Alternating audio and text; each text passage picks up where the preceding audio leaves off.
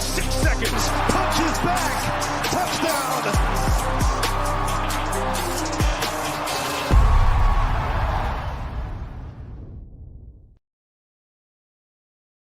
We are picking winners here at Run Pure Sports. I'm Statsational here with JBC, and got to see my man JBC last week. He got to watch his Panthers lose and get into the playoffs.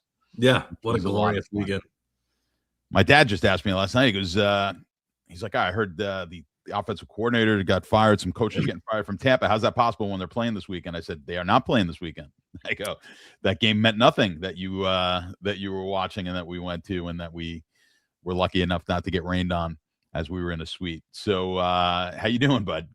Good. That was one of the first times in my life that I've seen you with your hair was a little messy because we had to hike up through the rain. Well, it was twofold. So I was out of my usual hair product. Oh, and I was using a lesser. Well, actually, it was a lesser quality hair product. Yeah, so it wasn't as strong a hold, and then going through the wet, yeah. But I mean, either way, it's just a different look. I still look pretty good, but it was just a different good than I usually do. Kevin was with us as well, and he's here in the chat. It was a good time with Kev. Had a great time. Kev had a little too great of a time. Yeah, he had too much fun. But you talking about your hair product reminds me. I was reading. It was I think I sent it to you. It was like a snippet from like a puff piece on Joe DiMaggio from like way back in the day. And it was like, he slicks his hair with water. He doesn't use smelly bear grease like most Italians. And it made me think of you and your fucking hair shit. Well, I do think of Joe D all the time because, Joe D famously said he hustled on every play because you never know, someone could be watching him for the first time ever, right, or maybe they were only time watching him play. Right. And that's why I try to look good when I leave the house, because that could be the first time anyone's ever seeing me. And, I want to make a good impression. So that's why I always try to look good. So yeah, it's just these are quotes that from you. I did say both of those things very close together. So, yes.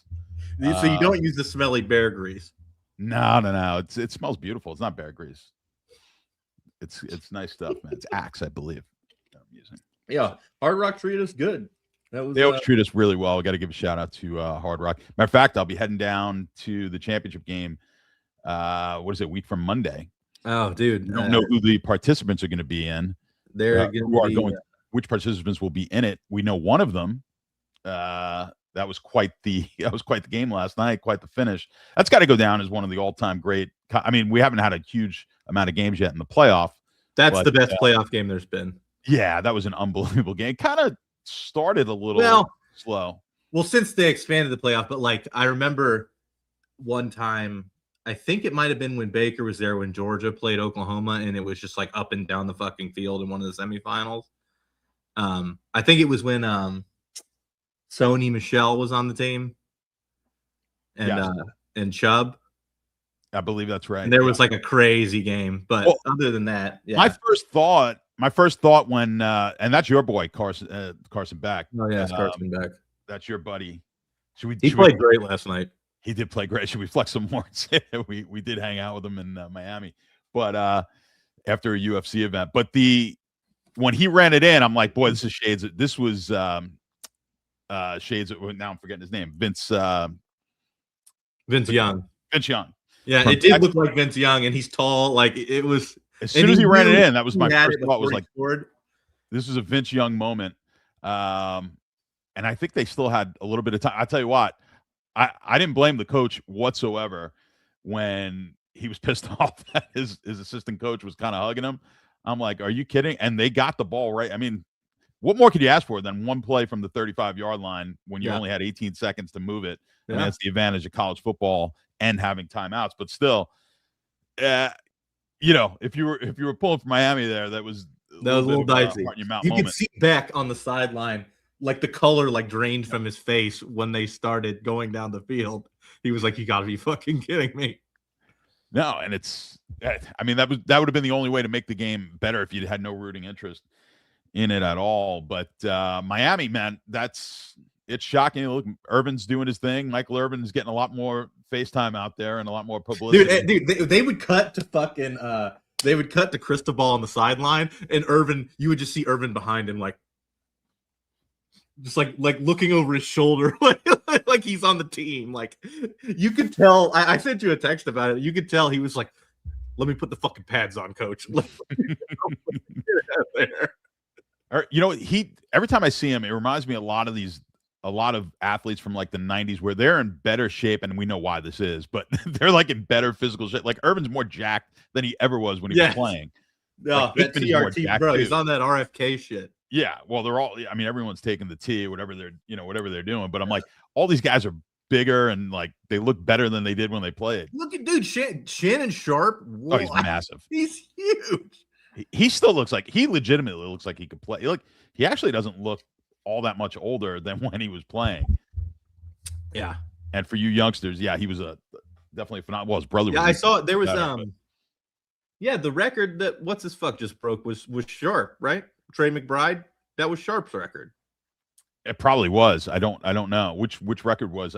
Most receptions by a tight end in a season. In a season. Yeah, well, I've got to throw in my obligatory boomer comment. It's 17 games, so which no one cares about anymore. When I was a kid, it used to be, wow, it was 14 games back when so-and-so did it, when Jim Brown did it or whatever. But soon enough, we'll have 18 games, and then these 17-game records will be meaningless as well. Yeah, so, and then the guys will, only play like half. We'll start getting load management in football. Yeah, I mean, they might need it. I don't know. It already drives me nuts watching because I don't know. I actually need to go back and look at the stats because I don't recall running backs coming out of games nearly as much as they do now. A 60% share. Like I just don't remember. Like certainly not your best backs. They probably got hurt a lot more than you remember. I'm sure it is. Social media amplifies everything. I'm sure it is. But I just don't remember anyone tapping their helmet after running a pass, going out on a route, catching a 12-yard out pattern or a 12-yard pass on the sideline, and then having to come out of play. Well, I don't necessarily think that it's like that they have to come out. It's just the next play maybe isn't designed for them or, if they're like a little tired, they know that the other guy's going to be like it could be like team oriented rather than just like, oh, I need to fucking come out of the game. No, it's possible. It drove me nuts. I don't know why this one's vividly in my mind, but that Thursday night game, Philly played the Giants, where Philly just comes out. I think they run like the first two plays to Barkley, and he rips off like 15 and 20. And okay, I would imagine he's a little worn out after two big plays like that, but I'm not taking him out. Like he could take a play action play, or at least have him in there with the idea. So they run the next play without him, goes nowhere. He comes back in the game. That play goes nowhere, and they wound up kicking the field goal. And they wound up. That was the first drive, and it was like their best drive of the game. That ended in a field goal. And I don't know. Sometimes just having the threat of that player in there, he could take the play off and still be in. But this is actually a good point. I think that if you remove one preseason game and have teams will get a bye sometime between week 3 and 7, and then sometime between week 12 and 15. That would work. Think they would definitely have to add in a bye. What they have going in their favor is February is just a dead month for sports, right? They can just keep pushing it back. Yeah. I mean, you've got nothing to compete with until the March Madness, which is, the major tournament, the main tournament. And I think ideally the Super Bowl would be the day before President's Day, because then the day after would be a holiday anyway. That is correct. So moving it, which would get it, what is that? We're just 1 week away from that now, right? Either 1 or 2. I don't know off the top of my head. Yeah, I forget now. But I guess that's kind of the way we're going. I think everyone wants that day off. I mean, it's usually before Valentine's Day, because Valentine's Day is like it goes. I think it's after. Then the NBA All-Star game is the next week, right? The Valentine's Day week.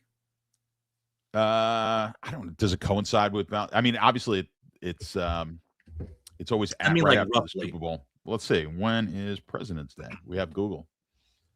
President's Day this year falls on February 16th. So 8 days after the Super Bowl this year. Yeah. But I think that's as close as it could get right now. That's it. So if you had that one extra bye, Mm-hmm. well, you'd need 2 more weeks. We need the So bye. President's Day is the Monday after Valentine's Day. So that the only thing is, and obviously they don't give a fuck about the NBA now. They're taking over at Christmas as well. The NBA would have to move the All-Star game, which they 100%. Yeah, I mean everyone's going to move the All-Star game to the week before the Super Bowl, where nothing's going on. Just flip-flop the Super Bowl and the All-Star game. Yeah, absolutely, man. Yeah, well, Kevin makes a good point. If they ever did have the Super Bowl on Valentine's Day, that would piss off a lot of women. But the thing is, like, the game is live. Valentine's Day is an arbitrary day, so you could always go out the day before or the day after. Yeah. Good luck. Good luck moving the Super Bowl. Well, you're not moving the Super Bowl, but good luck with your significant other trying to convince her of that. Yeah, I don't know. We don't really do holidays or gifts. Well, you're in a different situation. Jessica would be cool with it, but yeah, I would imagine there's a very large percentage of the female population who would not be happy with although you want to go out on Saturday night anyway. Who wants to go out on Sunday night for Valentine's Day? I mean, Saturday night, typically, UFC is on. Yeah, I mean, you got to make a sacrifice at some point. No, there's no sacrifices. Football and UFC, there's no sacrifices. Well, that's one thing that does drive me nuts is the people have weddings on like these significant days. Like, like when anybody that gets married during fucking college football, I will end you. Oh my God. It makes no sense. Dude. My wife initially suggested we get married in September. I was like, absolutely not. Absolutely not. I don't know. I don't get it. We ended up being engaged for like 9 months longer than like it would have been normally because I was like, I'm not getting fucking married during football. All my friends will kill me. I'm not doing it. I mean, I kind of get like, I was at a wedding years ago. It was the Yankees Padres Super Bowl World Series. And it was a big Yankee fan. It was obviously a lot of Yankee fans out there. But I kind of get like, well, you don't really know that your team's going to make it to the World Series. But at that time, the Yankees were making like every World Series. I think that was what year was that one? The 90s. Either way, it's during fucking football. But during football, the games are there. Like, that's what I'm saying. Like, if it happens where you kind of get to luck, you get a little unlucky. And the worst is like all my, whoever it is, whatever SEC team they're a fan of that I'm friends with, like they'll be like, oh, like, I went to Auburn, we're on bye, so this week's okay. No, it's fucking not. Yeah. You have friends that didn't go to fucking Auburn. Like, what the fuck? Like, this is a bigger problem in the Southeast, I believe, than it is. Because that's if you're in the Northeast, it's like, oh, pro football's on Sunday. You just have to work on Saturday. And in the South, like, bitch, you're getting married on Friday. I think I got married. Did I get married? I got married on a Friday anyway. Did you get married? It was April 28th. What year was it? 2017. Let me look. Was it a Friday? I think it was. It was a Friday, yes. Yeah, it was a Friday. Yeah.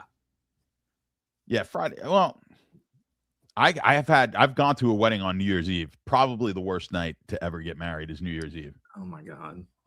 That was it doesn't get any more selfish than that. Like, and it was a black tie. You are the fucking asshole. I mean, unless your entire wedding is all Clemson people. It's not. It's never going to be all. No, it's usually not. Well, you might be limited on your friend group. It might just be people from school, but actual people who care. It's like, no, because it's like, my brother-in-law went to Georgia. You know what I mean? Like, it's not like there's always going to be someone. Yeah, there's always someone in the family. But actually, the worst, I think New Year's Eve might not have been as worse as a July 4th wedding. I had a July 4th wedding. That's actually kind of funny. They turn it into like a barbecue. Yeah. If it was a barbecue, it'd be fine. But anyway, let's just go over the college. Let's go to this college football game tonight. We talked about it a little bit last week, but I mean, has anything changed for you on this game? I mean, I'm still leaning toward Oregon. Their running back situation is not the best. Every single running back besides Whittington is either broke his leg or is in the portal. But 3.5 seems like too many. 3.5. So you still like Oregon? So basically, it's down to 3 at Circa. Circa does have it down to 3. Penny's got a very they're not taking a whole lot of juice here. -103 at the 3.5. DraftKings, you're getting a pretty good price with Indiana at the 3.5 at -105 as well. So yeah, a lot of the books are kind of if they do have the 3.5, it's big, a little heavier on the Oregon side. So yeah, I mean the market is kind of moving that way. Man, I mean, is this what's that line? Oregon, Miami for the championship. 2.5 because it's a home game for Miami. It's a home game. Yeah, I mean, and you got to think about it this way. Like, yeah, like it's not going to be like, I mean, it's going to be a significant portion of Miami. That's like the farthest Oregon can travel, and for their fans to travel. So you have to think the Miami contingent is going to be rampant. Yeah, I mean, it's going to be like 80-20. I was going to say 70-30, 80. And Miami has, because like one of my buddies, he was telling me he works across the street from the aquarium, and the game tonight's in Atlanta, and he was saying that Indiana outnumbers Oregon like 10-1. I don't doubt that. I mean, I would imagine if it's Indiana, it's going to be a pretty massive turnout. If it's Indiana, it'll be close. If it's Oregon, it'll be 80% Miami people. Yeah, I mean, Indiana just hasn't been here before. I would imagine the excitement level for everyone in Indiana, and that's a pretty big school. I mean, they both have. The answer to this is no. They block off like 10,000 of the 80,000 for the. Now, most of the tickets are already sold, probably. Yeah, the Oregon will have 10,000 tickets, and they might not sell them all. And Miami, every single spare ticket is going to the Miami people. Oh, 100. And now it's just, I was talking to Kane last week, and he said that he's already gotten bombarded with so many requests for the game, like infinite requests. Yeah. Well, what did he tell you? There were like 60 standing room only tickets in that fucking suite or some shit. I don't know how many fit. I mean, we had a perfect setup last week because it was pretty, as far as suites go, it was fairly empty, which was great. Because then when we were at the UFC back in November, that suite got crazy only because I think we were sort of combining 2 suites. Like everyone came into our suite from the Hard Rock side. Oh, yeah. when it's overcrowded, like that's not fun. And they're going to be just mobbed in there. And I already told Kane, I'm like, I'm cool not hanging out in the suite. I don't feel like getting. You can wander in and out. Exactly. I'll just walk around. But yeah, no, that's definitely so.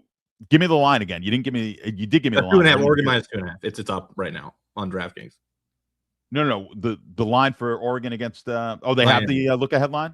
Yeah, and Indiana's 5.5. So Indiana's a 5.5 point favorite, and Oregon, you said, is 2.5. Yeah, which makes sense, obviously. Which I think Oregon, they're baking in. We would have already watched them beat Indiana. Of course. So it's like that's that's part of why they're so favored. The country wants to see Indiana play Miami, though.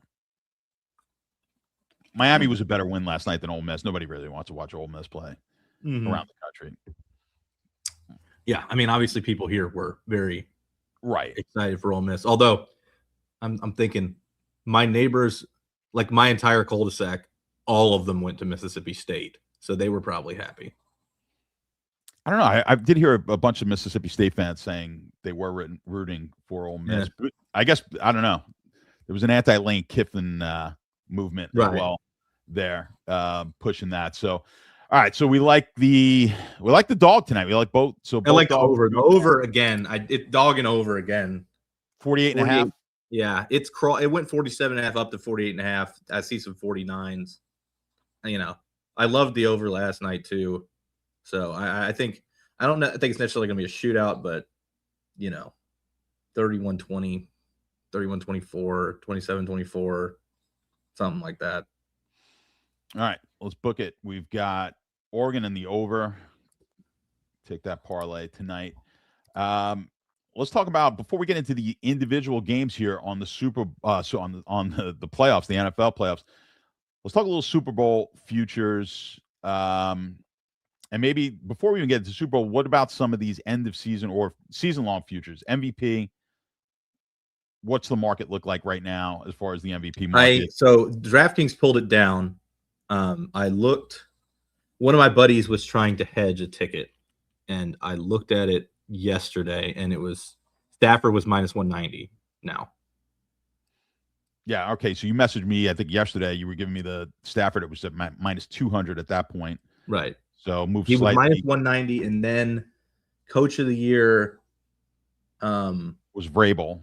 Vrabel was plus, and he was the favorite at plus money. No. He was plus 250. The favorite was what, Ben Johnson, probably. Ben Johnson, and you've got Cohn. Let me look. Well. I'll just pull it up. Is it still so? The market is down on DK pulled it, but did they pull all the markets? Yes. No, it's not up for me anymore. All right. Now you said it made sense. Why did you think those lines made sense to you? Because they'll either give May the credit or they'll give Vrabel the credit. I don't think they'll both win. I think that either May will win or Vrabel will win. So you think it's basically a situation where you're like, okay, Stafford's a veteran. Right. This is a lifetime achievement award for Stafford. This is all Stafford's doing, sort of. That's how the market's going to look at it, or at least the voters are looking at it. And where you're saying, May is a young kid, and obviously Vrabel has been able to guide him to right. That's the narrative. That's the narrative. Right. Who votes on the is it same as is it just the media that votes on that, or is it internal? I think it's media. Yeah, so if it's just media, it's usually pretty stupid with the with their logic. So I mean, the Patriots schedule being so easy, but even if you look at schedule adjusted metrics, like May has been better, like period. Like May's been better than Stafford. Yeah, I would give May I thought he lost it in that game to Atlanta. That loss to Atlanta a couple of weeks ago, I thought pretty much ended it for Stafford, but it doesn't appear that's going to be the case with him. I thought it did too, because May went to minus 300 after that, but not anymore. Yeah, it's interesting. Who would you take? Who do you think is the MVP? Just not who's going to win, but who would you? If I had a vote? You mean? Yeah, May or Trevor Lawrence. Yeah, I would put Caleb Williams. Like Stafford would be like fourth for me. Like I think I would go May, then Lawrence, and then Caleb. Yeah, I would agree with you on that as well. I think I'd just put May in there just because the record just being better than Lawrence. I think Lawrence has been phenomenal as well. I think I would just give the slight nod to May if I had a vote in there. And then as far as the coach of the year, I think I would give it to it's got to be Ben Johnson. Well, it's tough not to give to Ben Johnson. Because their schedule was significantly more difficult than Jacksonville and New England. It was. You look at and the Bears. I think their team sucks, other than the quarterback. Their defense certainly does. I think. Here's the thing: you talk about the quarterback.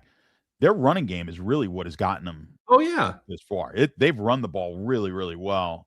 Which is all the coach, because their running game was not that good last year. Right. No. I think I can't argue with Johnson getting your vote. I think Liam Cohen's got to get a bit of attention though.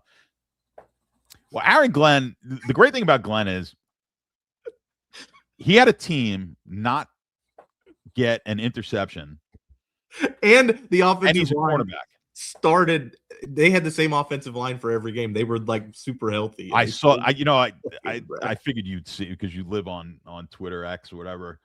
I saw that got sent to me yesterday, and I'm like, did they just post because the Jets posted it, and I'm like, do they just post this knowing that they're going to get abused? I mean, I assume anything the Jets post they're going to get abused on anyway. But the social media manager for the Jets has to be self-aware. He has to be. You have to know that every comment, everybody's just going to destroy you. Congratulations.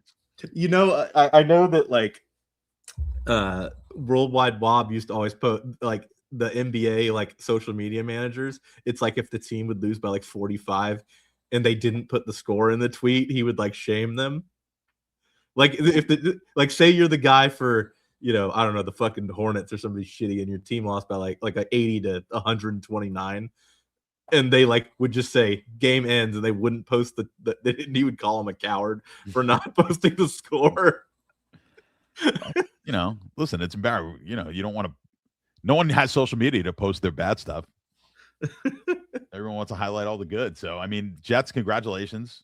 Oh, dude, Garrett Wilson's memoir is going to be generational. No. You know who actually will talk about it, though, is fucking Aaron Rodgers when he's retired. We need that, like, once Aaron Rodgers retires, we need to ask him about Woody Johnson and what he thinks. And you get the added benefit of him being a Johnson pharmaceutical. And dude, yeah. Just we need to ask him about everything. Ask Aaron Rodgers about his opinion on Johnson & Johnson. Toss the vaccine in there.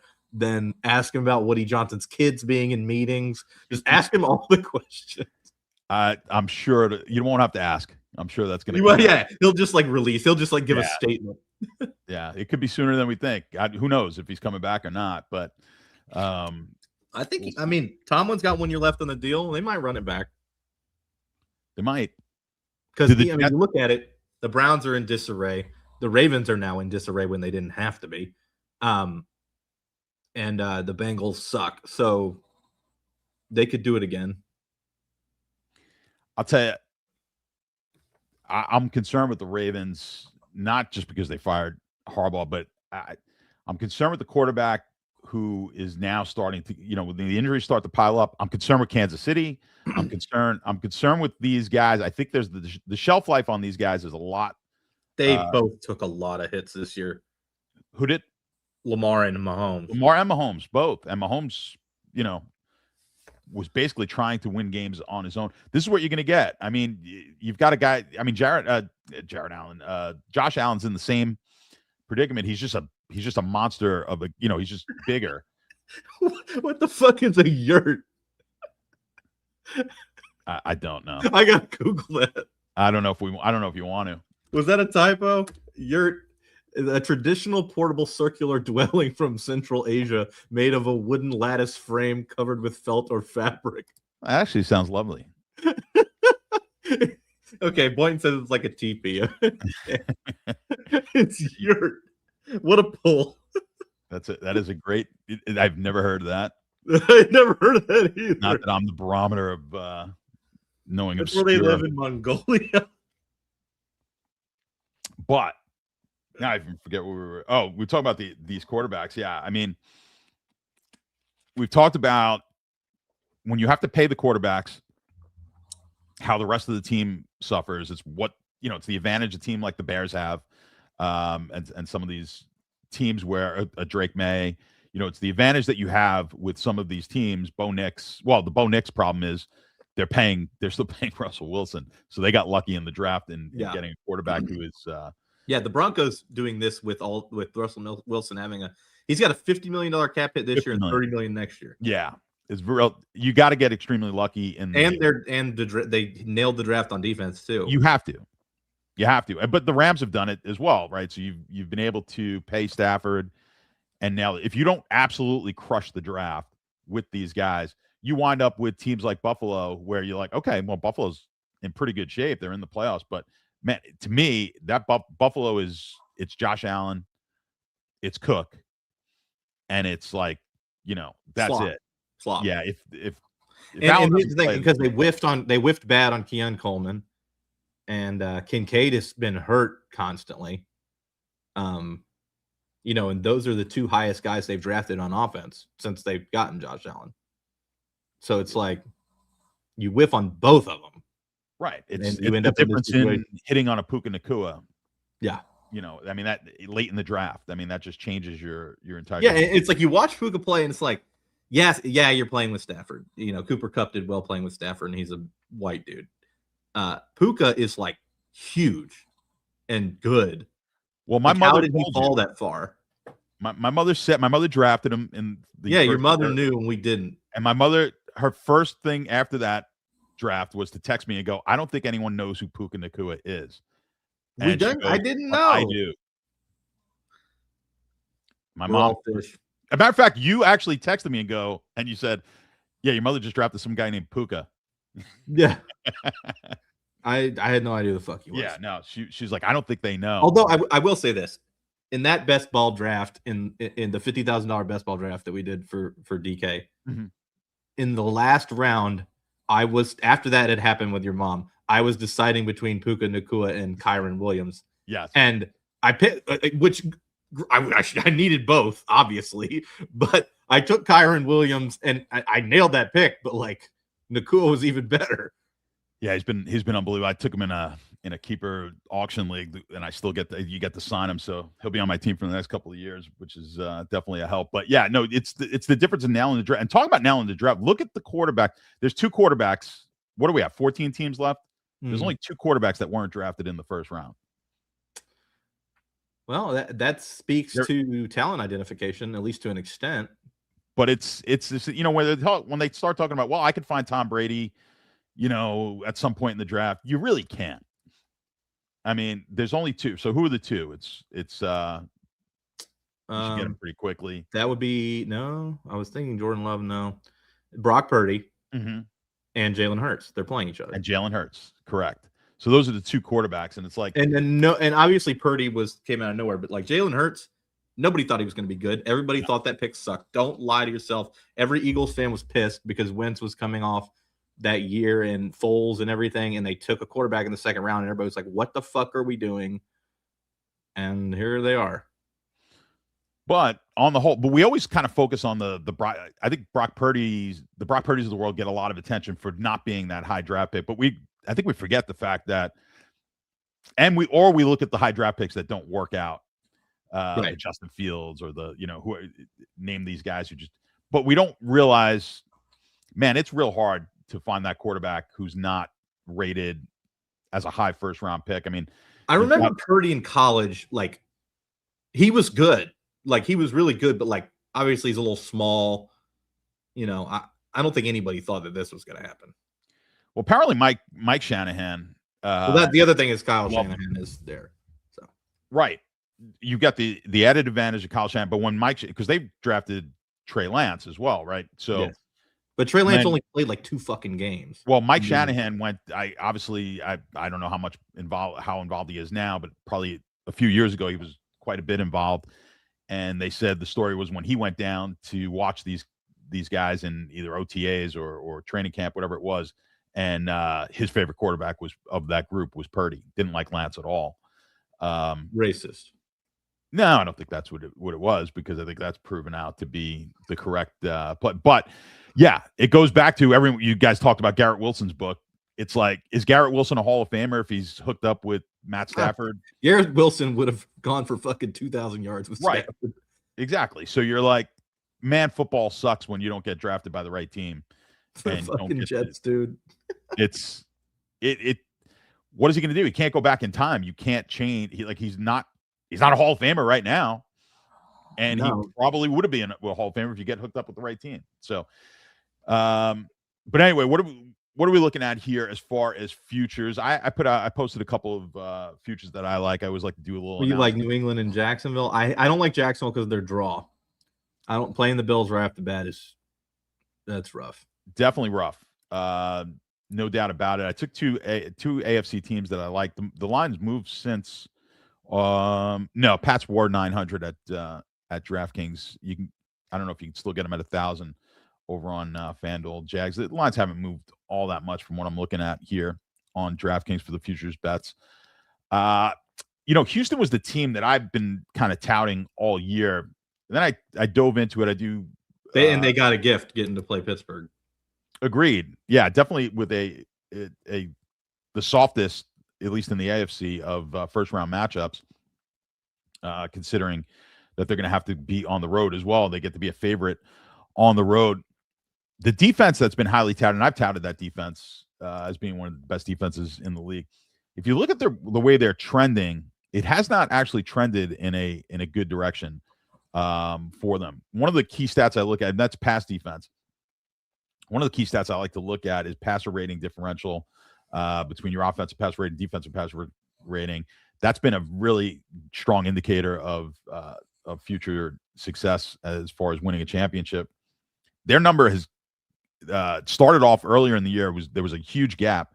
Believe it or not, when Stroud wasn't seemingly playing as well, they had a higher offensive passer rating, and their defensive passer rating was just insanely low. And now those numbers have sort of converged a little bit, and we're not seeing them as strong. So, I mean, I still like this team. It's only one indicator. But when I looked at the numbers, and I know the Patriots have played a weaker schedule than just about probably the weakest schedule in the league, certainly in the playoff teams. You can only play who you can only go out there and play who you're playing, and it's still the NFL. This is not a college. It's not the college football where you're playing just teams that have absolutely no chance. And we see teams like the Rams, who another team that I like from early in the year. We've seen the Rams lose to teams that they should not lose to all season long, and somehow we expect the Rams to they're going to flip the switch here in the postseason. They're this number 2 choice. And I'm like, boy, I've seen the Rams just lose too many games that they shouldn't. And they have to go on the road for that. And they have to be on the road. As much as I like the Rams, and I liked them in the beginning of the year, obviously from where they were in the beginning of the year to now, I've got some value there. But I think coming into the playoffs, I'm not as high on the Rams as the market suggests being the number 2 choice out there. Number 2 is way too high. It's just there's too many variables, for them to have to go on the road every game to, having to go up. Do you really think that they're going to be favored up in Seattle? I don't think they're favored in that game. What was the line? They just played that game. They were a slight favorite in that game, but are they favored? Right. Well, no. Well, it was like a pick or a -1. I think they were like -1, but yeah. But now it's like now I think Seattle is favored. Right. I think that flips slightly. Man, are they favored at the Eagles? Are they? They are with my numbers. I don't know that they're favored at the Eagles either. But I don't know. Yeah. I mean, they'd certainly be a favorite in Chicago. No, they're a favorite. So they're probably not a favorite at Seattle, and then the Eagles, I think, are a question. But I think they're favored everywhere else. Yeah, but it's still small favorites. Obviously they're getting the 10.5 this week, but you're stringing together. You're going to have to string together 2 games where you're a small favorite. Right. So you're looking at basically coin flips. 2 coin flip games gives you a 25% probability just to get there, and then they'll be favored in the Super Bowl. But I mean, if it's Buffalo, it wouldn't. I mean, it would be under 3.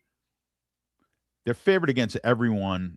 So they're basically favored against everyone on the AFC side. Right. But Buffalo, it's tight. I think it would be like a field goal. I mean, is it, outside of Pittsburgh, if it's Rams against who? I guess the Chargers.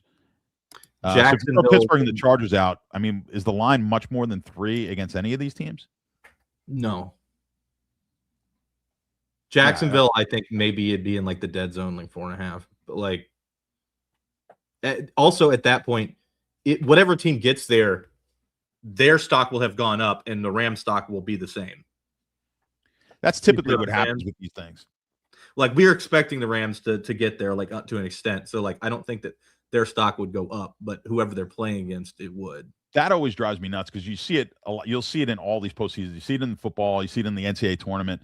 When you get the underdog that makes it to the Final Four or the championship game, it's the lines get way too tight. Well, they're they're hot, as if the team that they're playing is not hot. They didn't win the same amount of games to get right. But but that's the thing. You're getting data points that you would have already predicted from the Rams side. But let's say Jacksonville makes the Super Bowl, you're getting some data points that you weren't expecting on that side. Right. To your point, if the Rams win this week, in my ratings, they're not going to move all that much. But if Pittsburgh wins, they're going to get a bigger bump. Yes. Than the Rams will. I mean, if you the Rams could literally win 60-0, and it's not going to change anything. Yeah, it doesn't change it all that all that much. I think that's the point there. So, but Seattle, I think it's a very weak number one overall favorite to win the Super Bowl.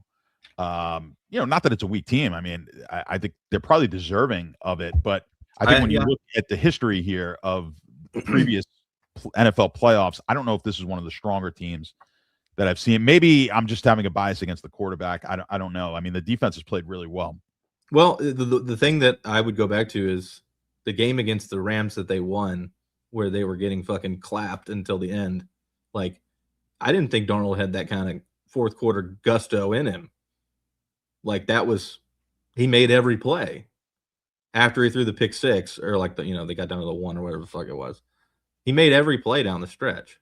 But would I trust him to do it again? No, because he can't run.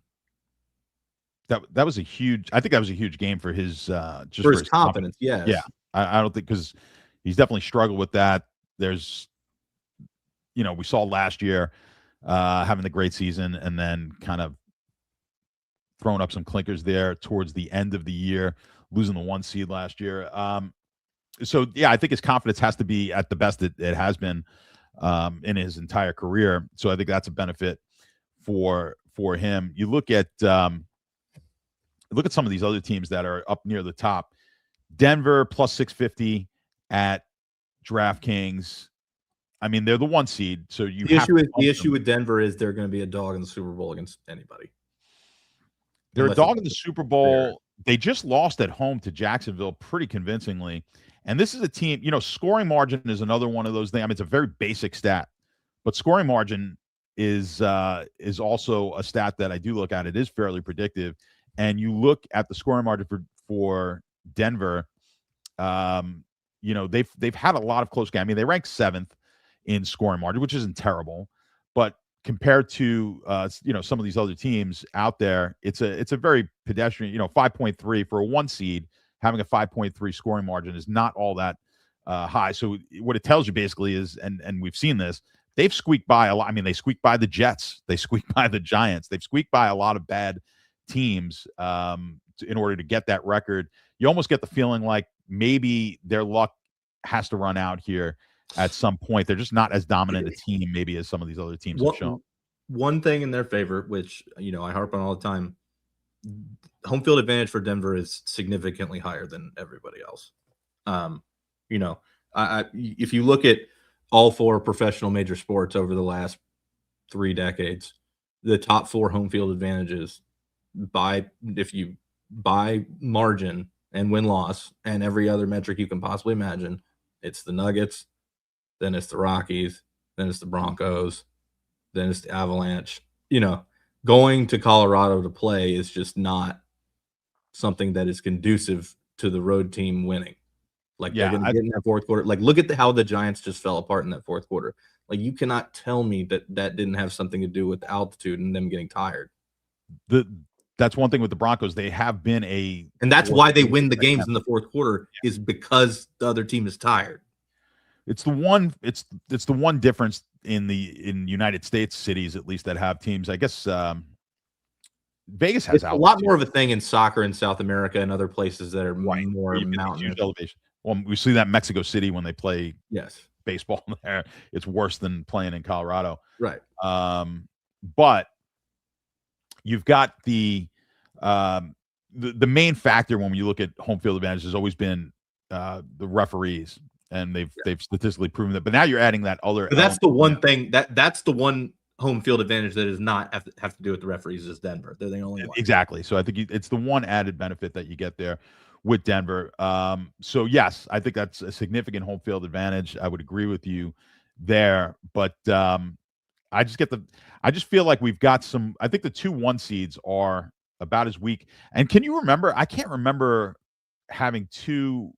I'm sure it's happened, but having the 1 seed not be the having a team in the NFC being favored, 2 teams in the NFC being favored over the 1 seed in the AFC, or vice versa. I'm sure the year the year that the Eagles won with Nick Foles, that happened because the Eagles had run up the record with Wentz, he goes down. Correct. And so they were not. They weren't the second choice. They were like fifth choice. Right. They were. I remember because in that NFC Championship game, they were a home dog to Minnesota. Yeah, you're definitely right on that. But this is an interesting case. So I think I just think when I looked at the numbers here, I thought the Jaguars obviously and the Patriots, those are the two teams I took. Wasn't expecting the Pats. I wasn't expecting to like the Pats as much as I did, but I wound up going with it. Look, second year, is this going to be second year not rookie quarterback, but second year quarterback, a la Tom Brady, kind of taking this Patriot team to a Super Bowl. I mean, they are how many games have they won here? What are they, 14 out of 50? What have they won here? The Patriots? Yeah, not 14 out of 50. Yeah, because so they lost 11 two out of the first, either the first two or two of the first three to they lost to the Raiders at home. They lost to the Steelers at home. That was 2 of the first 3 weeks, or maybe the first 2 weeks. So that means they've won like 14 out of 16 or something. It is something like that, right? Yeah. Hmm. So, I mean, you talk about a hot team. Now, yeah, they've played weak teams, but they've pretty much handled their business against those weak teams because... And the game against Buffalo, they had it and threw it away. They did have that game and throw it away. Their scoring margin has been 10. Like I said, it's been against weak teams. You have the Rams right there at a 10.1 scoring margin, but somehow we're giving the Rams a lot more. They've played a tougher schedule. That NFC West is obviously stronger than Stafford. They're giving Stafford a bump. You're giving a bump for Stafford. I also think the Rams defense is better than New England. I would agree with that as well. The team that's had the biggest scoring margin has been Seattle, and they're the number 1 seed. They're 11.2. But they also padded the shit out of it in that game against the Saints. That Saints game was, they won by like 50. So it's like they demolished the Saints in that game there. For sure. But you look at the team that's really been the up-and-coming team here as of late. That's Jacksonville. They've got the 4th best scoring margin in the league at 8.1. And they ran it up last week. Not just last week, though. I mean, they've really been putting it 2 teams. I mean, I just go back to that Bronco game. I think that was the game for Jacksonville that I think really turned the corner. Yeah, I think that puts them in contention. I've liked the Houston team, like I said, all year, but this is wide open. This is wide open. I think it's wide open outside of the only teams that can't win are the Steelers and Panthers. Everybody else can win. I think you can definitely make the case for that. I think obviously the weaker teams, I would be a little bit more surprised. I think if the Bears would be the 3rd worst team. Yeah. The Chargers, even the 49ers, you'd be surprised, but I don't think I'd be totally shocked. I think this Bears team, I've said it here before, I think this Bears team next year is going to be really, really tough to deal with. But as much as we want to give Caleb a lot of credit, that the Bears it's been a run team. And if you look at the history in the Super Bowl, teams that are better run teams than they are pass teams as far as efficiency goes tend to do worse. It's a passing league. You want to be better both offensively in the passing statistics, yards per pass in particular, and you want to be better in that stat than yards per rush. The teams that have kind of been better historically in yards per rush, a lot of those teams were just so dominant, and it was pre-1994 when you could really have, you could basically put super teams out there. It was before the salary cap. So if you throw a lot of those teams out, it's been very few teams that have been better rush teams significantly than they have been passing teams efficiently from an efficiency standpoint have won the Super Bowl. The Bears are significantly better as a running team than they are a passing team. Well, I will say this about them being a running team. I think that it gives them a high floor and keeps the game close because they don't really, they kill clock, they don't, they're picking up first downs 2 and 3 plays at a time rather than chunks, and it shrinks the game and it keeps the scoring low and tighter so that they can get into a situation where Caleb can win the game for them at the end. Yes, that's been the form. But the other part of the huge part of the Bears' success has been the turnover differential. That too. I mean, they've got 33 turnovers that they've created. Well, that and the fucking onside kick, and they've had a lot of weird shit go their way. They are plus 22 in turnovers. Well, that also has to do with Caleb not fucking turning the ball over. No, he's been good. You have to be both. You have to have both sides of it, right? So they've got the fewest turnovers in the playoffs here. They've got 11 turnovers. The Texans just 12, and the Packers 13. But I mean, they've turned over the other side 33 times. So you're talking me into I'm being talked into the Bears a little bit just because, like, would I be completely surprised if Caleb Williams just went fucking ballistic and won the whole thing? No. No, I'm not going to be totally shocked, but the defense is really bad numbers. They're 27th in yards per rush defensively, and 27 to 28 or 27 to 29 as far as in I'm sorry, they're 26 defensive yards per pass. So they're one of the worst teams. They are the worst team defensively in that metric. For efficiency for a defense. I think that's where they're going to wind up losing. I just don't think the defense is ready yet to take that next step. But so, who's your Super Bowl matchup? Yeah, I mean, I'm going to go. I wanted to say the Rams. I've been saying the Rams all year. I think the Rams get knocked off. I'm going to go with Seattle and Seattle New England Super Bowl. And we're going to see another Seattle New England Super Bowl. New England Super Bowl. I lost that goddamn Malcolm Butler bullshit. I lost a box pool on that Malcolm Butler. I lost the 10-grand box pool on that. I was sitting in a dingy bar in Las Vegas with my buddy, and it was one of the largest bets I had ever placed in my life at the time. I think I had like $10,000 on the Seahawks, and like I was so pissed. I remember vividly. I was just hammered walking to Jack in the Box and just like smashing Jack in the Box and puking everywhere. Yeah, it makes you feel better. Fuck that game. I am going with Denver and the Eagles. Denver Eagles. Yeah, the Eagles do scare me a little bit. Yeah, Denver and the Eagles. Denver, I think they'll be able to win because the games are all at home, and the Eagles, I think, are the best team in the NFC. I just think that Seattle defense, I think, is a little underrated. They're number one efficiency against the pass and the rush in the NFL. They've been number 2 yards per play per pass. They don't run it well. No. But I've established that I'm not as concerned with running the ball when it comes to championship teams. I like this. If I had to, I don't want to bet it. I just think that price. So you think Seattle's going to win the Super Bowl too? I would put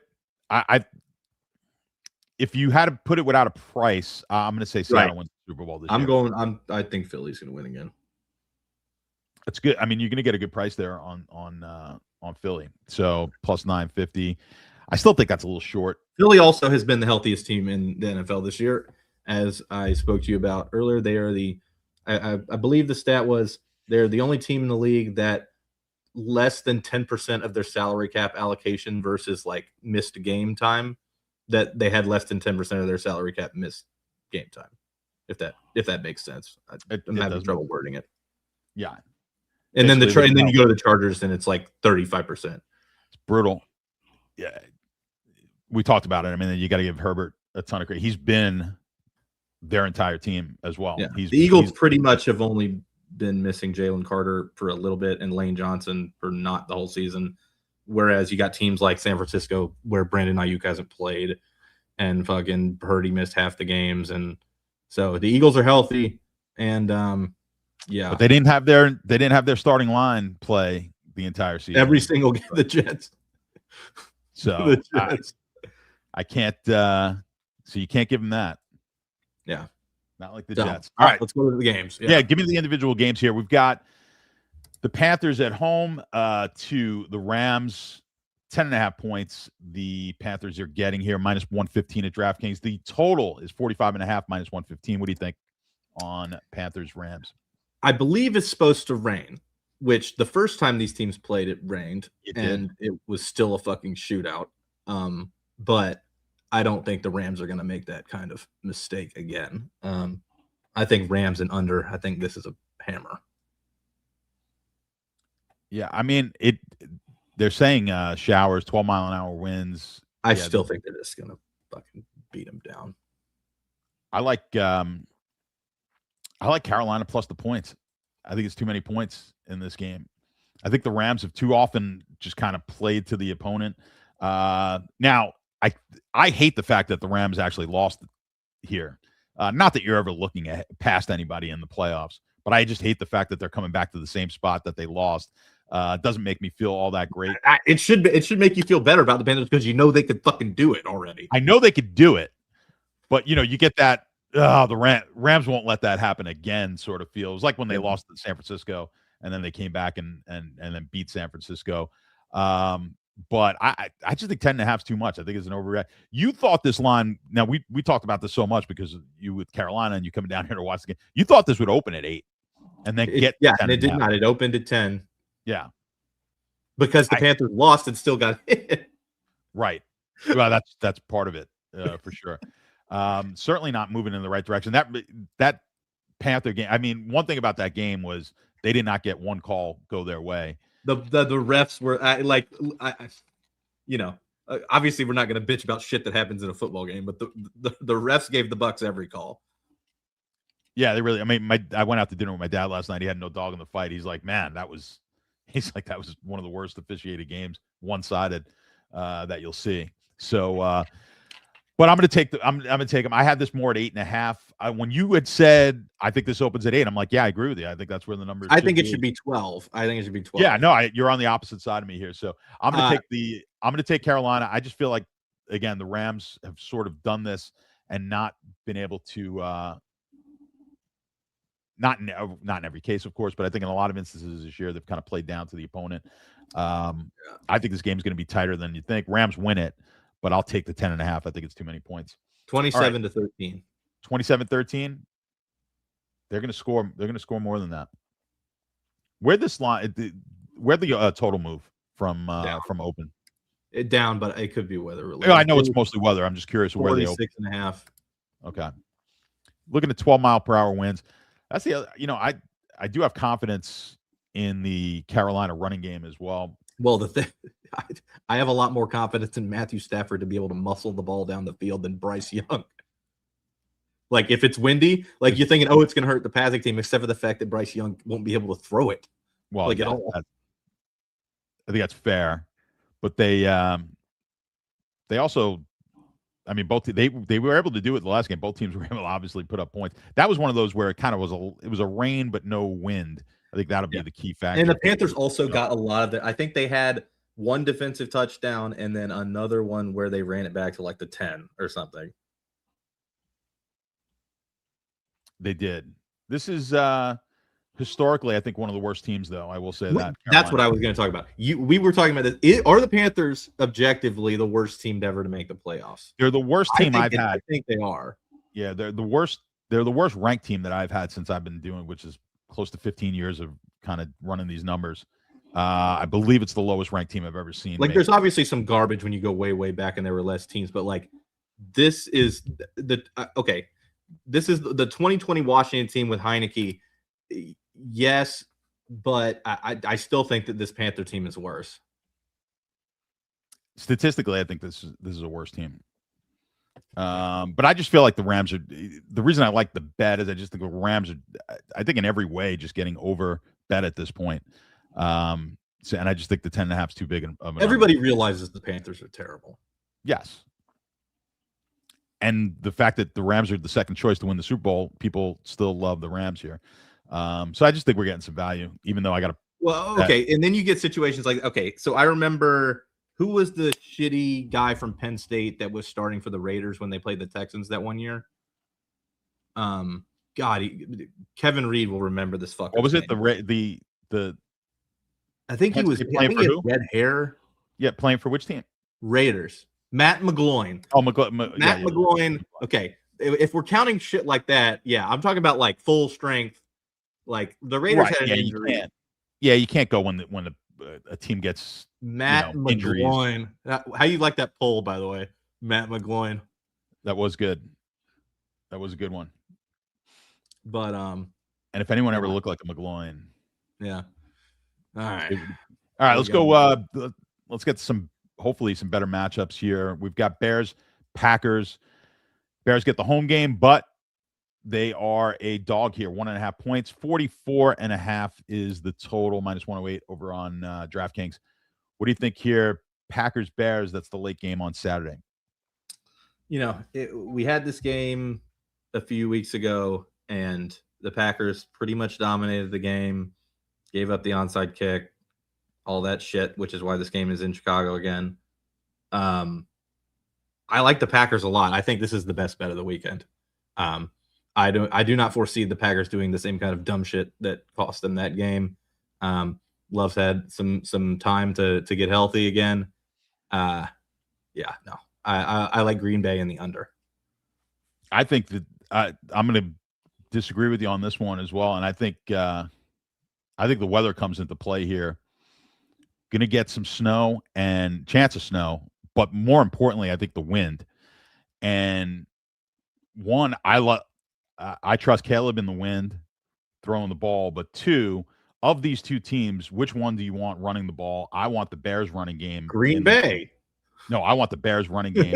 I don't want Josh Jacobs right now.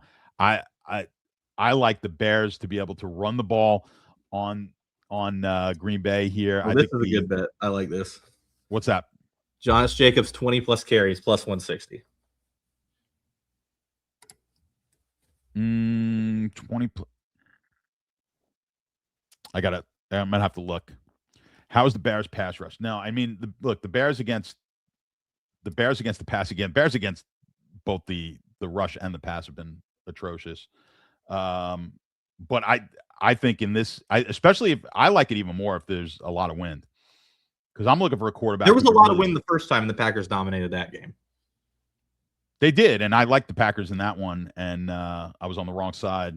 But like you said, you won. Yeah, it was a very fluky. It was a fluky game. The Packers and the no, I'm talking about the last matchup. I don't think the Bears pass rush is not good. The Bears pass defense is not good. The Bears rush defense is terrible. No, their defense is not strong. There's no doubt about that. But I think they're going to be able to pound the ball in this game, in a game that probably is going to require it. So I like the Bears here to advance. The Bears they've got to keep that turnover differential. Now I remember this one. Ryan Lindley did start a playoff game. I remember that. Well, yeah. Again, we could go back to some bad. But those are all injury replacements. The Panthers are like their team, and they suck. No, yeah, they're going out there and playing with their team. Green Bay has just not been. They don't turn the ball over much, but they haven't turned other teams over. If the ball's going to get a little slick, could see some turnovers. The Bears have been really good at forcing those turnovers. I don't trust Love all that much. I think the Bears win the turnover battle. I think they win the rushing battle, and I think they win the game. So Jordan Love, second EPA per play in the NFL this year. I know you did show me that. Yeah, he was behind Drake May. Yeah, he did. Yes, he has performed well. And everybody thinks he played terrible this year when he's second in EPA per play. He has been second. No, I get that. You enjoyed sending me that one. Mm-hmm. All right, let's head to Jacksonville and Bills. That is the 1:00 game on Sunday. Got some varying lines here. Plus 1.5, you've got to lay minus 122 at DraftKings to get the home dog. Jacksonville, 51.5 is the total. Don't think we're going to get any snow in this game down in Jacksonville. 60 degrees. Looks pretty nice down there. What are we thinking about Jacksonville against the Bills? I think 52 is too high because I think the Bills are definitely going to try and lean into the running game a lot more here than you would expect from a team with Josh Allen on it. He's been knocked up. When the line came out, I thought for sure I was going to like Buffalo, but I'm leaning more and more toward Jacksonville. I think I have more faith in their offense to score points than the Bills. The Bills have had some games this year where they just really have not been able to move the ball, and I think that could be a problem here. So I'm going with the Jaguars and the under. I like the under more than the Jaguars, but Jaguars. Yeah, I think we're getting a steal here with Jacksonville getting points. at home. So I think Jacksonville's the better team of the two. I think they're the team that's playing better right now as well. Um, I think there's a lot of talk about the Jacksonville offense and Trevor Lawrence getting a lot of credit here, and Cohen, but their defense is starting to play pretty well, pretty solid. They are pretty strong when you look at them from an efficiency standpoint, both the run and the pass, fourth in both of those categories defensively, yards per rush, yards per pass. I think there's a lot of issues on the Buffalo side. We talked about it earlier. I think they're strictly an Allen and Cook team, and as those guys go, so does their entire team. I think Jacksonville puts points up. I agree, though. I don't know if I'd necessarily like the over. I do think the total is a little bit high. I would have had this total sub 50. So I think the total is high, but I think Jacksonville is going to be able to score. And I think they're going to hold Buffalo down. So if I had to take a choice here on the total, I'll take the under, and I like Jacksonville to win this game outright. So I'm going with I'm sticking with the home teams here so far. I like the home dogs in 27-24 being an under to me is like, yeah, easily is that kind of a score and that kind of a game. You're like, yeah, it was a high scoring game. This is one of those. You get those games that look like they were. I don't know if that's going to be the case in this game. There's a lot of these like Kansas City games where the game just looks like an under the entire game, yet it goes over. It's like it's hard to explain. You know what I mean? Like it's just like somehow the points just get there eventually. I don't know if that's going to be the case in a last night, the Ole Miss game. That was a game last night was a game like that for sure, where you're like, guys, it's just a defensive battle, and then the game comes down to I hate to bring it up, but the Baltimore Pittsburgh game on Sunday night, you're like, that was a brutal game where all of a sudden it just it goes over right at the end. But yeah, that could happen here in a game like this. But I like this game to go on. I just like Jacksonville. I think I just think they're the better team right now, playing better. I don't want to say better quarterback, but I think better supporting cast around the quarterback, and the quarterback is playing at an elite level. So I'll take Jacksonville plus the points. All right, team that you like to maybe win the entire thing here, Philadelphia. 5.5 point favorites at home to San Francisco. It's been kind of an up and down year for Frisco. A lot of injuries. And they get the one of the tougher assignments here, having to go to Philadelphia to play across the country. What do you think? Eagles and 49ers, 5.5, 44.5. I mean, I think you know what I'm going to say here. The line has rightfully moved upward, and at 5.5, I think it's going to keep going. I think it'll get to 6, but at 5.5, I absolutely like the Eagles. The 49ers are going to have a really tough time. I know their offense is great, but the Eagles' pass defense is just, they're the best in the league. I don't think the 49ers are going to be able to put up points. I think the Eagles will be able to cram it right down their throat. So I think it'd be Eagles and under. They'll churn clock and win this game like fucking 24-17 or some shit. Yeah, I know the line's moving. Where'd the line open on this game? 3.5. Moved up to 5.5 now. I'm still taking I'm going to take the dog. I'm going to take San Francisco. I'm going against you again. How are they going to stop the run? That's the problem. I do agree with you. They're going to have a real hard time stopping Barkley. I think that's my biggest concern in the game. We could get some rain in that game and wind, which I think does actually favor San Francisco. The worse the weather gets, the more you want to bet against Philadelphia, in my opinion. That is a quarterback with no arm, cannot throw the ball. You saw the difference in that wind game with Caleb Williams when it was really windy. I mean, he was still throwing peas. Well, the issue there is the Eagles move the ball even when Hurts isn't doing anything. Well, look at the game, that Thanksgiving game, the Black Friday or whatever it was. With Williams, and when that wind, you could see the difference in the two quarterbacks in that game. So if this does get windy, they are calling for some wind in this game, maybe some rain. That puts me even more on San Francisco. So I'm not as high on Philly on the whole as you are. I assumed you like Philly in this game. I just don't. I don't love Philly. Sorry to K Reed. Not that it matters what I think, but you like the under though. I do like this game to go under. Yeah, I like the under quite a bit. So and we're in agreement, I guess, on that one. All right, let's head to the Patriots home against the Chargers. 3.5-point favorites are the Pats at home. 45.5 minus 115 is the total. What are we thinking here? New England hosting the Chargers. I would be more worried about the Chargers in a matchup where the other team had an elite pass rush.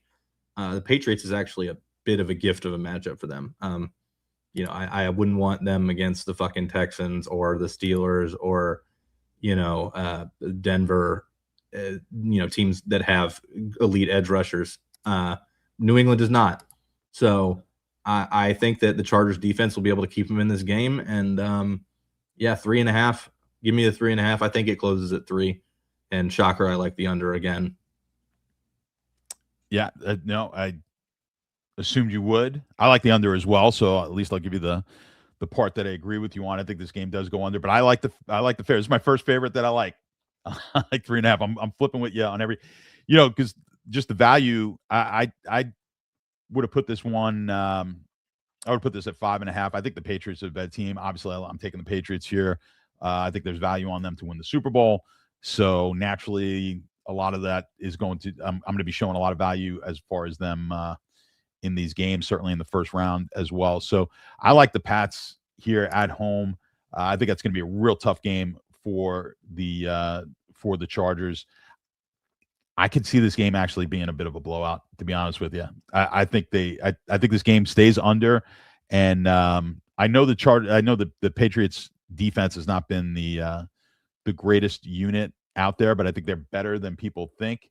I fully expect the Patriots to be able to put points up on the board. I think the Patriots get this game, somewhere to the mid to high 20s, and they'll keep and they're going to keep the Chargers in the low teens. So, something like a 27-14 final here. I think 27-14 gets us the under. So I'm going to go with that. 27-14. 27. What's up? I don't think New England's getting to 27 against this defense. They're doing it. Yeah.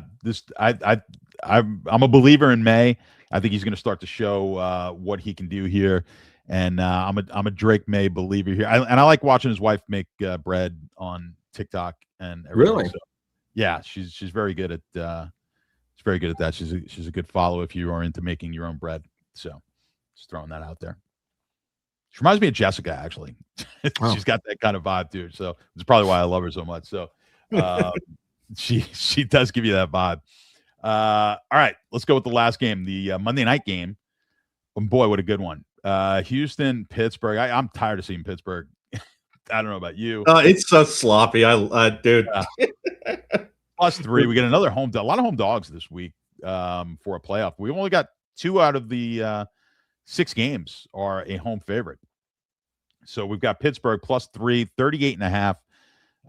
Obviously, they are anticipating this being a ugly, low-scoring affair. What do you think here with Houston heading to Pittsburgh on Monday night? Shocker, I like the under.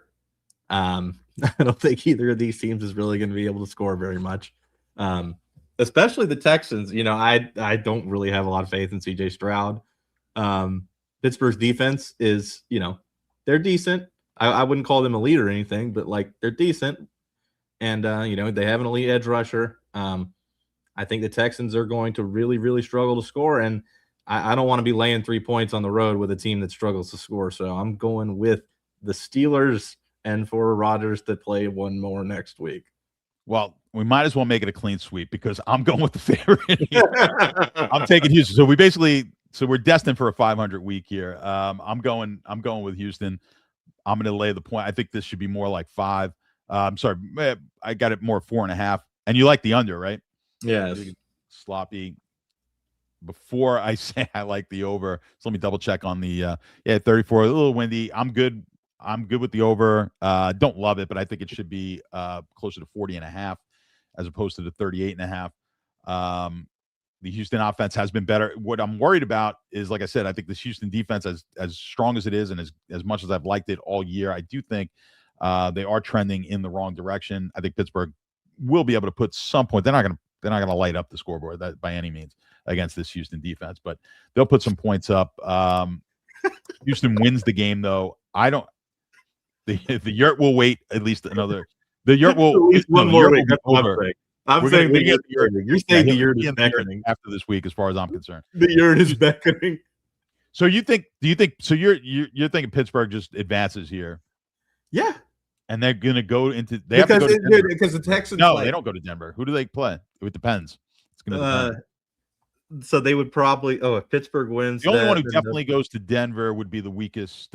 Who's the? If all the favorites win, they would have to go to Denver. Or sorry, if all the higher seeds win. If all the higher seed win, right? Who's the lowest seed? If all the higher seeds don't win, then it just depends. The Chargers are the lowest seed. Yeah. So the Chargers win. The Chargers are the only one that guarantees. First off, the Steelers can win in Denver. The Steelers can win that game. Yeah. What's that line? How funny would it be? Because it's like the Steelers go to Denver. What's the spread? 7.5. Yeah, something like that. They can win that game, and if they win that game, and if they win that game, like if they play Houston and then fucking Denver and New England or Jacksonville, the Steelers. I'm starting to talk myself into this 100 to 1 or whatever the fuck the Steelers are. No, 100 to 1. Steelers going to do what they've been doing, which is kind of making it to the playoffs and then having very quiet exits. This is a good. Okay, so the Pittsburgh against the Rams. What's the spread? Pittsburgh Rams is, let's see, Pittsburgh. I'm going to see what I have it as. Oh, he says it's got to be at least 5.5. My brother in Christ, it is going to be like 10. Yeah, I've got it at 9.5. Yeah. So yeah. Yes. No. At least 5. No, 5 is really.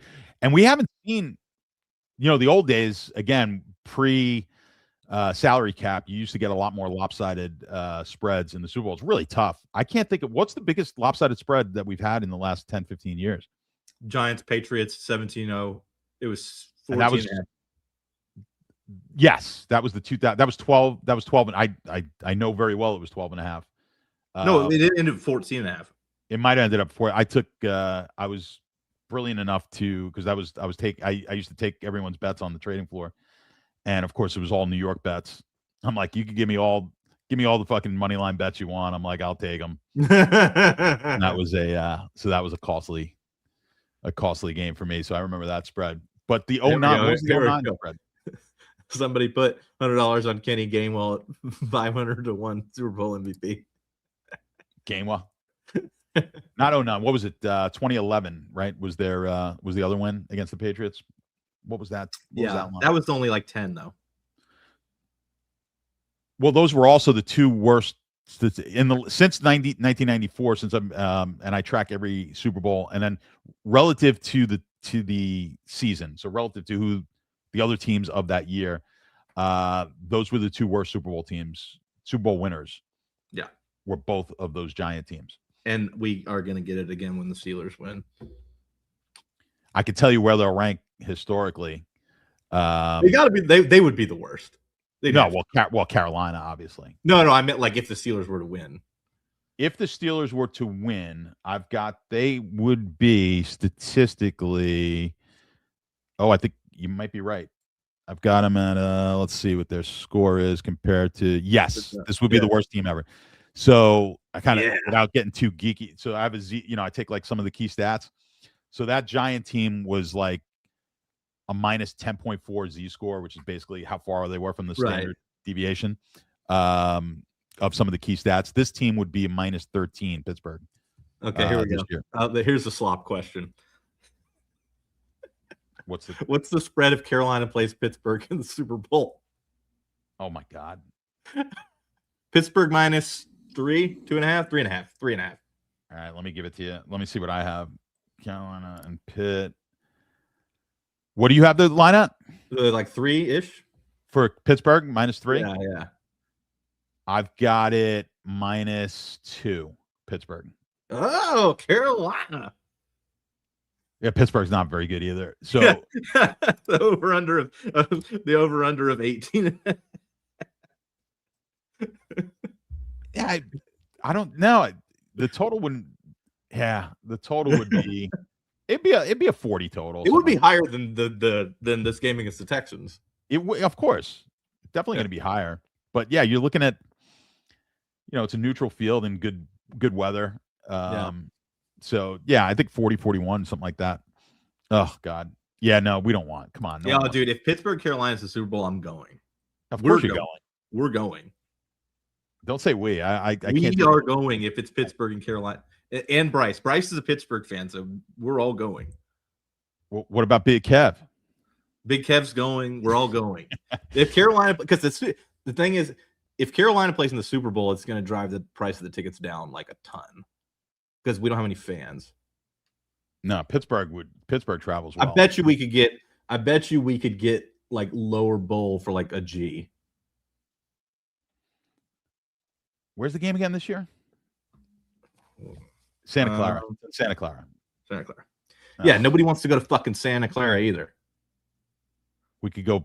I could get us hooked up at Pebble Beach. All right. It's a pipe dream. What's the parlay? What's the parlay? Both teams making it. They post those. They post those. The exacta. Yeah, what's the matchup? Let me look at. I'm looking at the exacta. Hold on.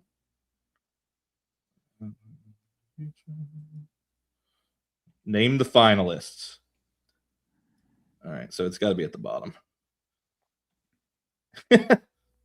It's 1,000 to 1, and that's which is it's just the maximum odds that they'll allow. Yeah, I was going to say, and that's big to the odds because the Panthers versus the Chargers is like is 900 to 1, and then the Steelers is 1,000.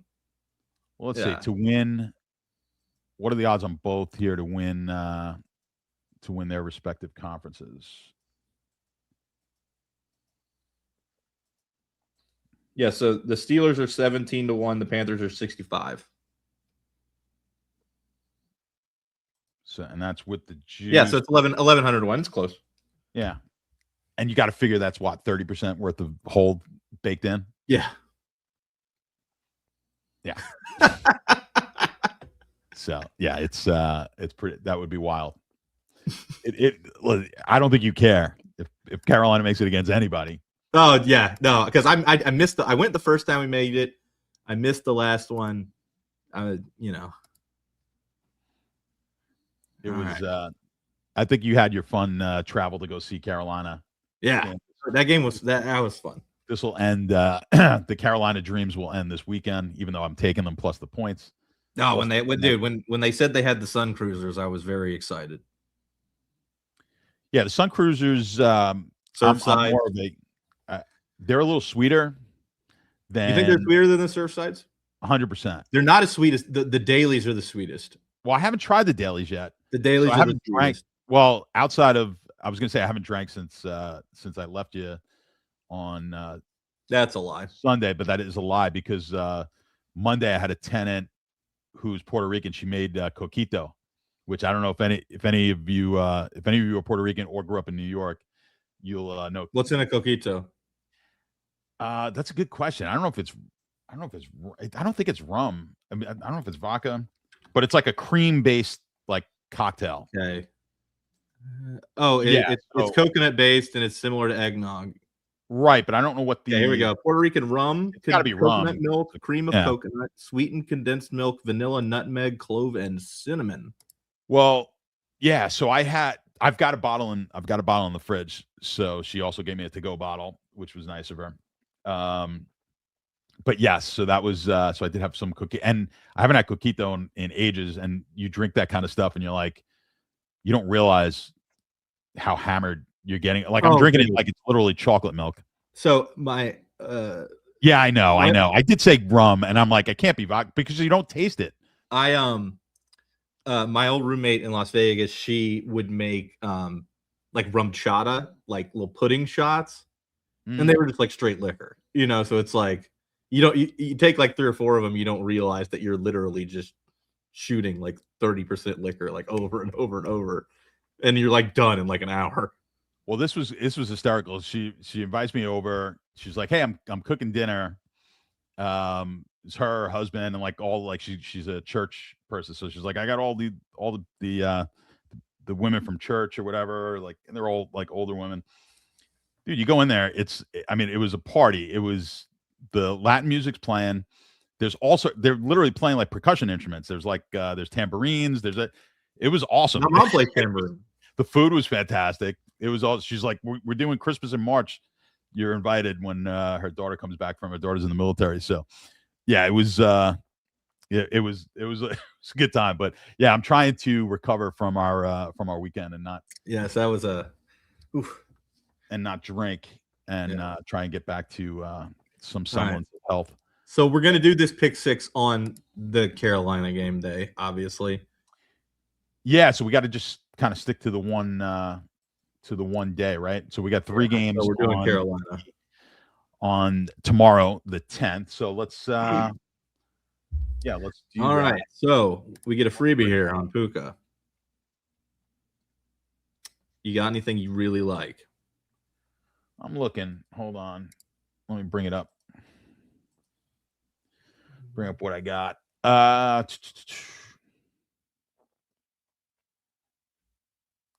DeAndre Swift, his over on receiving yardage.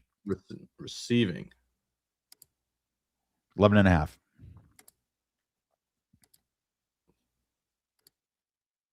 What the hell? I'm just going to search for it. Okay, over 11.5. DeAndre Swift receiving yards. All right, let's do a little. Let's get a little box in here. I'm gonna go with Joshua Jacobs to score. John. Okay, give me Bryce Young's rushing yardage to the over. Over 17.5. Bryce Young rushing yards. All right, I know what I want. But where are those damn receiving yards? Or are they at the beginning? Yes, stupid. All right, where are you? Chuba Hubbard over 9.5 receiving.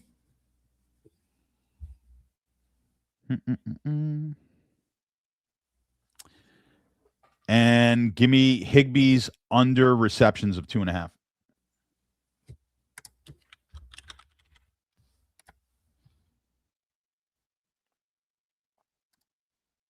All right. We have Puka Nacua to get a receiving yard. DeAndre Swift over 11.5 receiving yards. Josh Jacobs box. Bryce Young over 17.5 receiving yards. Rushing yards. Chuba Hubbard over 9.5 receiving yards. Tyler Higbee under 2.5 receptions. 100 pays at least 21.51. And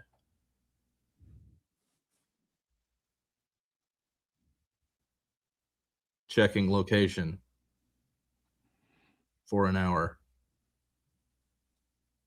It may never happen. Yeah. Anyway, I'll screenshot that and put it on Twitter. We'll get it out. All right. Anything else that is that you got to get out there that's on your mind right now? Bet-wise. Steelers and Carolina. That's the Super Bowl prediction. That's the Super Bowl prediction, Steelers and Carolina. All right.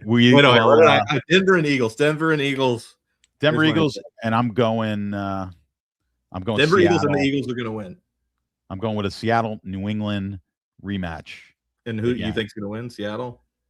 I'm going with Seattle. I mean, it's very chalky, but my bets, I think New England and Jacksonville, as far as the bets, are giving you the best value out there right now. All right. For JBC, I am Stats. We are out of here until next week. Good luck with this wild card weekend and your college football game tonight. Enjoy it. We'll talk to you next week.